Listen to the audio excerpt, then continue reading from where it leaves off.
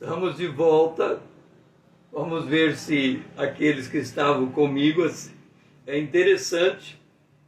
A segunda vez que eu tento completar o testemunho,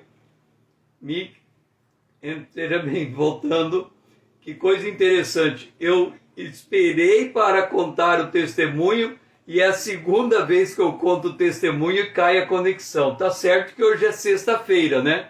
E sexta-feira tem o maior volume de consumo de banda, então o sinal pode ficar mais fraco e vai cair. Mas aqui no meu celular, eu tenho um adaptador e eu conecto o cabo da internet direto no celular. Então eu não estou usando Wi-Fi, eu estou usando a rede do celular com carga máxima, que é 100 MB, parece.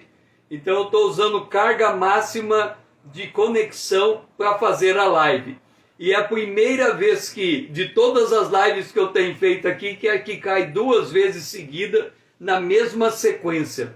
Mas aí eu acho que eu terminei o testemunho da água benta, né? Porque se eu continuar contando o testemunho, nós vamos de novo ter um corte aqui da internet. Mas o fato é, eu falei, água não combate água porque ambas as águas foram criadas por Deus.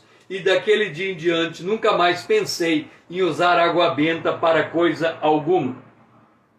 Bom, só para completar, ontem eu havia dito que quando eu me converti, depois da minha conversão, eu ainda não conhecia nenhum cristão. Eu encontrei uma livraria evangélica e naquela livraria eu devo ter comprado mais ou menos mais de 100 livros evangélicos e mediante esses livros eu estudei a Bíblia por 3 anos.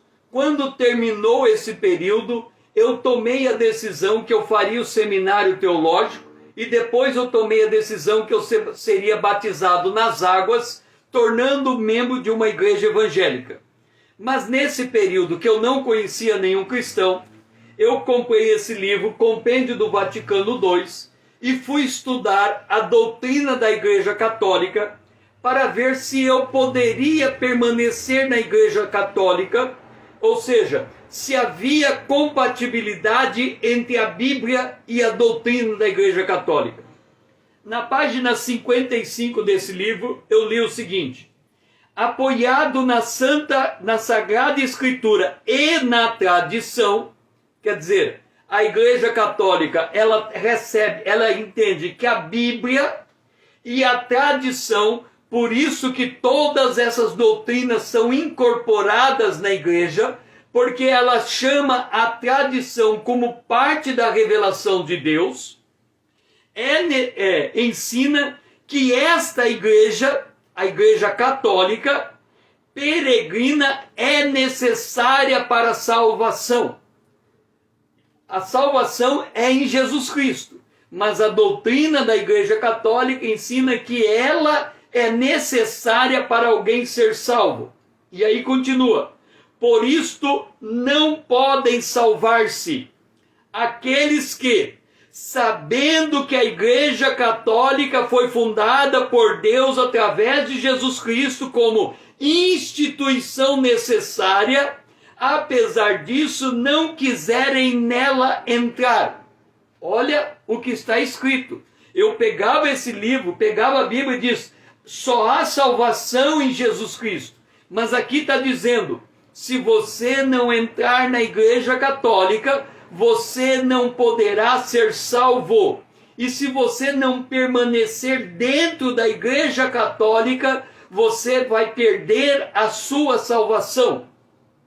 Diz aqui: são incorporados plenamente à sociedade da Igreja os que, tendo o Espírito de Cristo, aceita a totalidade da organização da Igreja Católica e todos os meios de salvação instituídos pela Igreja Católica, Compêndio do Vaticano II.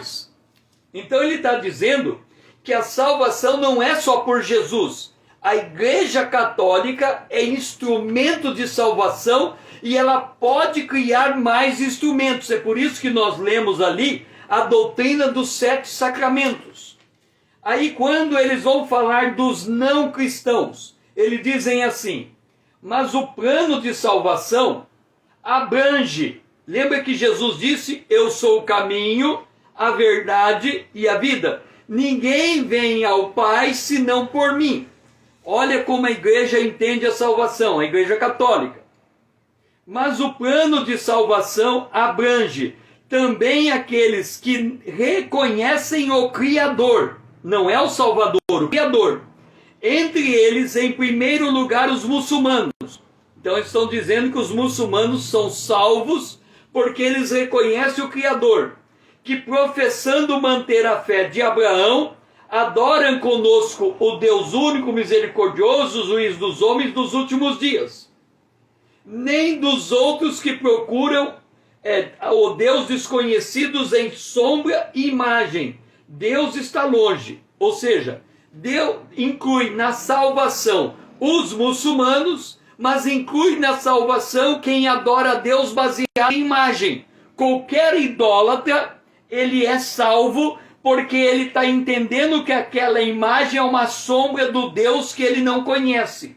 E aí ele diz: aqueles, portanto, que sem culpa ignoram o Evangelho e a sua igreja, mas buscam a Deus com coração sincero e tentam, sob o influxo da graça, cumprir por obras a sua vontade conhecida, podem conseguir salvação eterna. E aí, eu lendo estas coisas, eu dizia: como que pode uma igreja se declarar salvadora do homem na mesma condição que Jesus pode salvar? Aí ele continua aqui: prepôs aos demais apóstolos o bem-aventurado Pedro, e nele em Pedro instituiu o perpétuo e visível princípio e fundamento da unidade de fé e comunhão. Ele diz aqui: a comunhão está em torno de Pedro. Esta doutrina sobre a instituição, perpetuidade, poder e natureza do sacro primado do romano pontífice e sobre o seu infalível magistério. O sagrado sínodo novamente propôs para ser crida firmemente por todos os fiéis. Aqui ele está dizendo que o Papa é infalível. Ele está na linhagem de Pedro. E que a comunhão da igreja visível se dá em torno dele. Esta é a visão que ele tem. E aí diz, agora olha só o que ele diz do bispo da igreja, do bispo que está na frente da igreja. Os bispos, pois, com seus auxiliares, presbíteros e diácono, recebem o encargo de servir a comunidade, presidindo no lugar de Deus. Olha só, os bispos presidem o rebanho no lugar de Deus. E eles são pastores do rebanho, ocupando o lugar de Deus. É a doutrina da Igreja Católica. Aí diz: o Senhor Jesus Cristo, sumo pontífice, está presente. Olha só, quando Jesus disse assim: quando 2 ou 3 estiverem reunidos em meu nome, eu estou presente. Olha como o compêndio do Vaticano II interpreta: o Senhor Jesus Cristo, sumo pontífice, está presente no meio dos crentes na pessoa dos bispos, assistidos pelos presbíteros. Quer dizer, se 2 ou 3 estiverem reunidos e um bispo não estiver presente, Cristo não está presente, porque ele se faz presente na pessoa do bispo. E aí diz assim: pois pela tradição que se manifesta sobretudo nos ritos litúrgicos e no uso da igreja, quer do Oriente, quer do Ocidente, consta claramente que mediante imposição de mão e as palavras da sagração é concedida a graça do Espírito Santo e impresso o caráter sagrado. Ele está dizendo, o bispo que coloca a mão no indivíduo transmite para o indivíduo o Espírito Santo, de tal modo que os bispos, de maneira eminente e visível, fazem as vezes do próprio Cristo, mestre, pastor e pontífice, e agem em seu nome.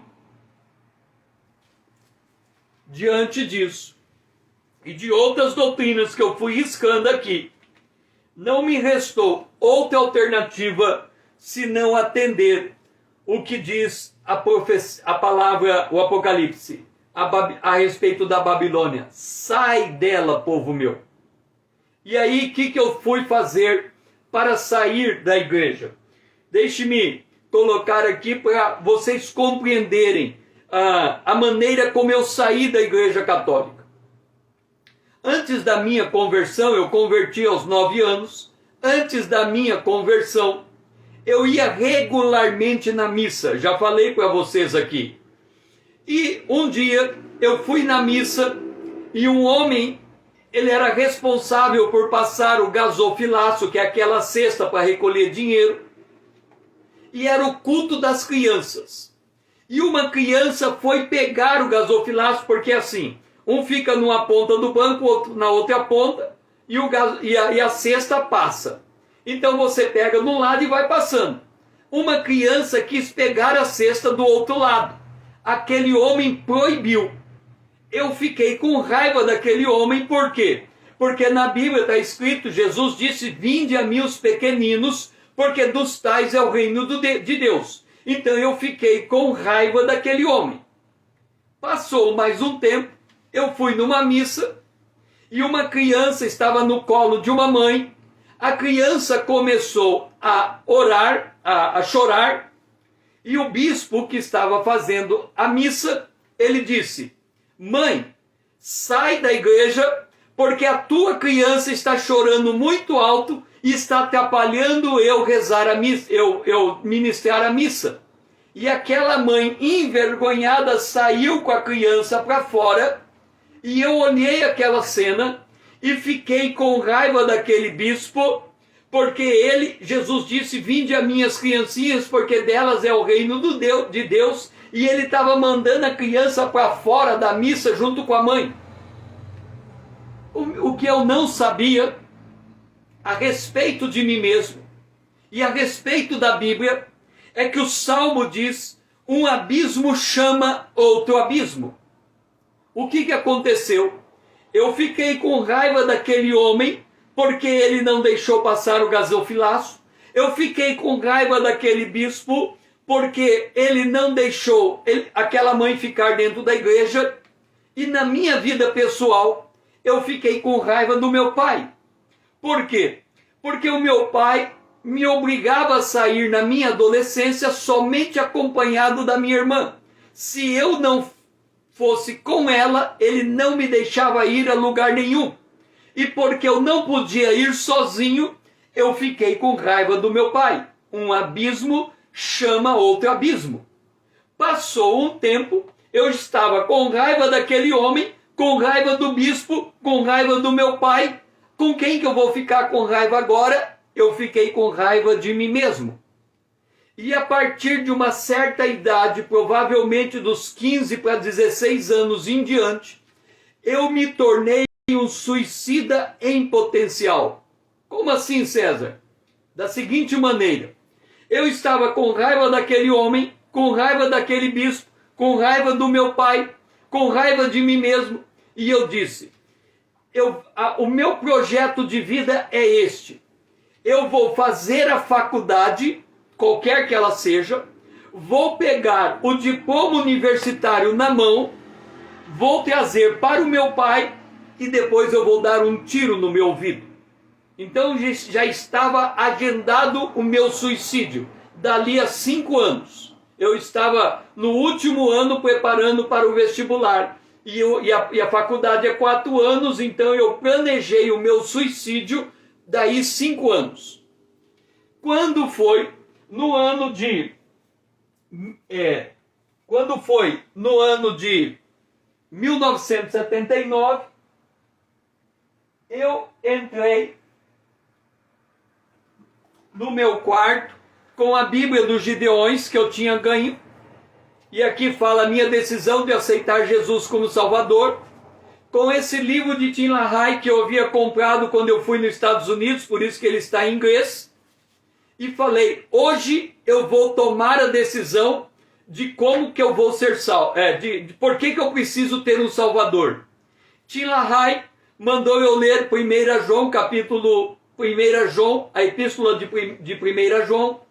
Eu li, quando cheguei em 1 João capítulo 1, 8 e 9, eu entendi que eu era pecador, que eu precisava de um Salvador e aceitei Jesus. Então eu fiz esta oração e assinei aqui no dia em que eu aceitei Jesus como Salvador. Ponto. Passou mais algum tempo, eu tive um problema muito sério, um ano depois, porque eu achava que o que eu tinha conhecido antes me dava o direito de ajudar as pessoas, e o que eu tinha lido antes era magia mental, hipnotismo, poder do pensamento positivo, Raja Yoga. Eu tentei usar isso, e aí eu passei por um problema muito sério, e por causa disso que eu passei, eu voltei para a Bíblia e estudei a Bíblia. E aí cheguei nesse livro, comecei a ler e cheguei à conclusão que a salvação não estava na igreja, mas em Jesus Cristo. Eu consegui provar para mim mesmo, teologicamente, que Jesus é o Salvador, não é a igreja. Então eu tinha que sair da igreja. Um dia, meu pai chegou para mim e disse, César, vai ter um encontro de jovens de uma igreja católica. Esse encontro de jovem vai ser num distrito e são 3 dias. Você aceita ir naquele encontro de jovens? Eu disse, eu aceito. E eu fui naquele encontro de jovens. E aí, naquele encontro de jovens, aconteceu que quando chegou no último dia, era preciso... o padre que estava na frente ministrando, ele disse assim, quem precisa perdoar alguém, venha aqui à frente e libere o perdão. Eu fui até a frente, pedi perdão por aquele homem que não deixou a criança pegar o gasofilaço, pedi perdão pelo bispo, que mandou aquela mãe para fora, pedi perdão pelo meu pai, porque ele não me deixava sair sozinho, tinha que levar minha irmã, e me perdoei.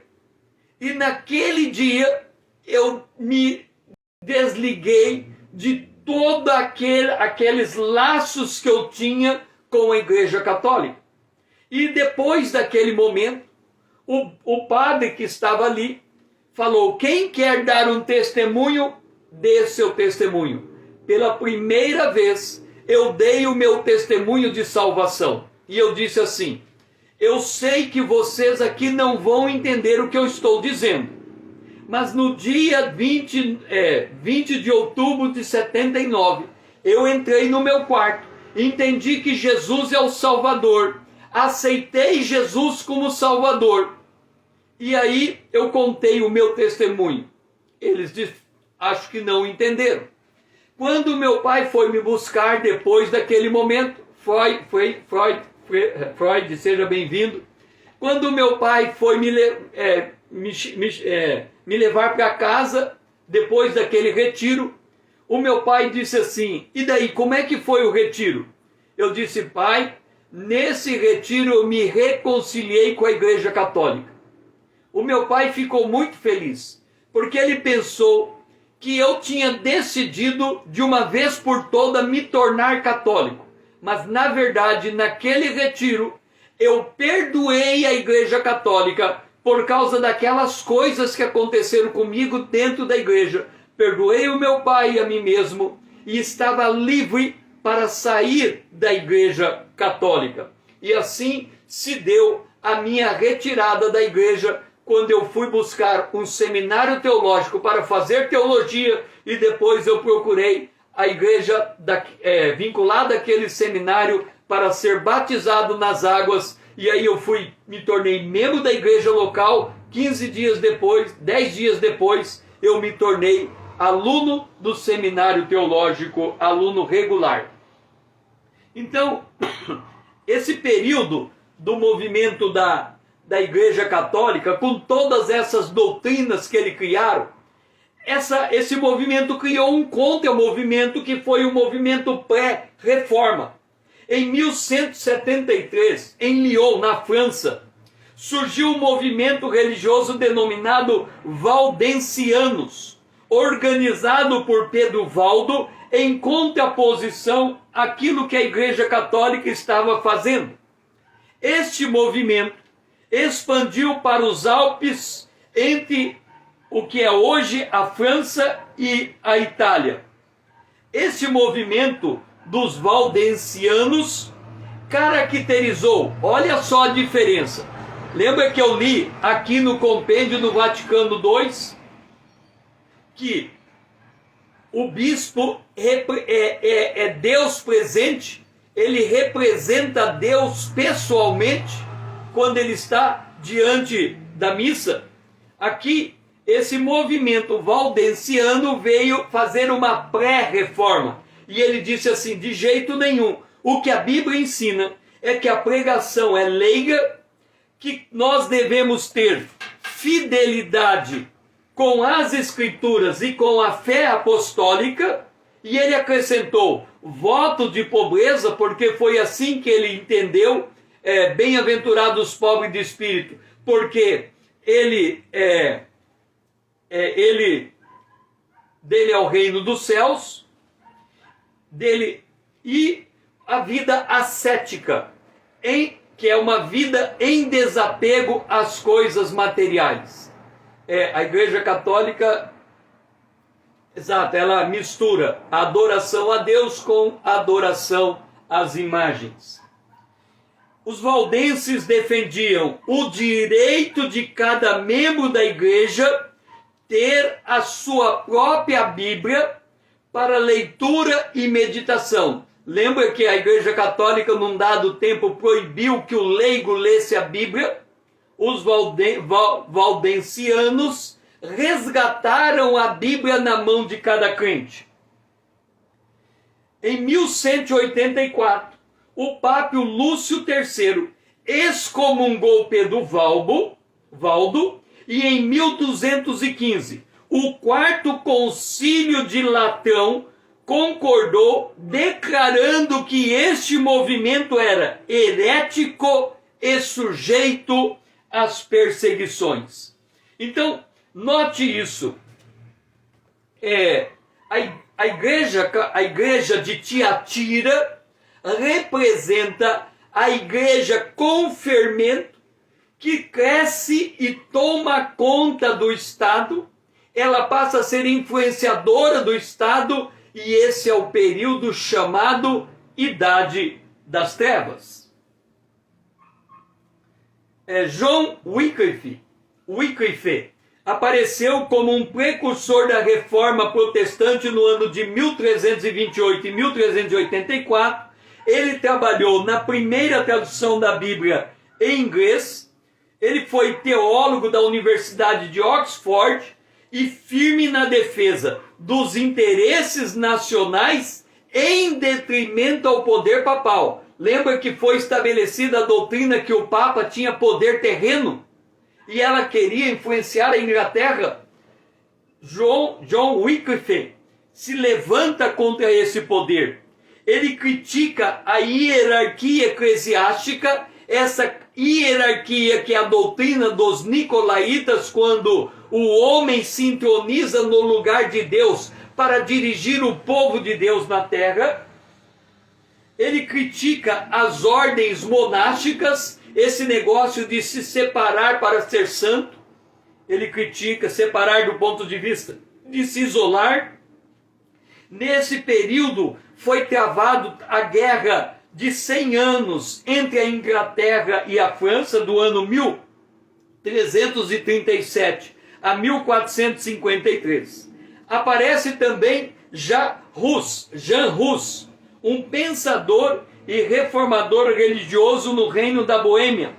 Ele influenciou John Wycliffe. Ele morreu queimado vivo cantando um hino. E o detalhe de Hus é que ele pregava o sacerdócio universal dos crentes. Lembra que a Igreja Católica, a Igreja de Tiatira, ela transferiu o sacerdócio tão somente para os bispos e presbíteros constituídos, só eles podiam ministrar a Bíblia, e a Bíblia foi tirada dos leigos. Aqui vem Hus e restitui o sacerdócio universal dos crentes.